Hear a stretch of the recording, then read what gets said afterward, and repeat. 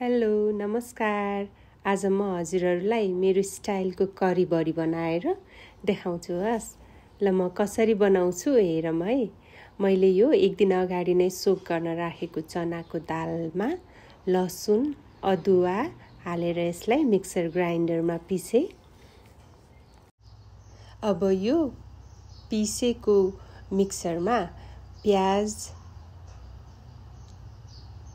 जिरा धनियाको धुलो बेसार नुन खुर्सानीको धुलो र धेरै धनियाको पातहरू हालेर यसलाई मिक्स गर्ने र सानो सानो पकौडाको आकारमा यसलाई पकौडा बनाउने।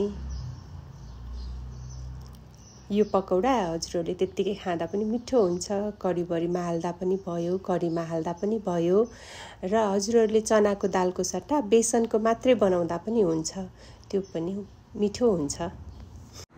तर मलाई भने चनाको दालको नै मिठो लाग्छ। अब यो पकौडा तयार भयो।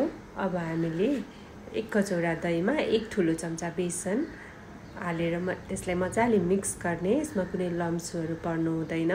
मैले चाहिँ मिक्सर ग्राइन्डरमा यसलाई मिक्स गरेँ र यसमा बेसार जिरा धनियाको धुलो नुन हालेर मजाले मिक्स गरिसकेपछि कराहीमा तेल बसालेर जिरा तोरी तेजपत्ता खुर्सानी र धेरै कडी पत्ताहरू हालेर त्यो मिक्सरलाई हाले कराहीमा र पानी पनि थपेर पातलो बनाएर यसलाई 5 मिनट जति पकाए।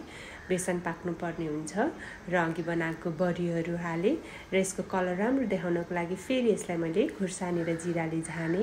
हजुरहरू पनि बनाएर खानुहोस्। धन्यवाद।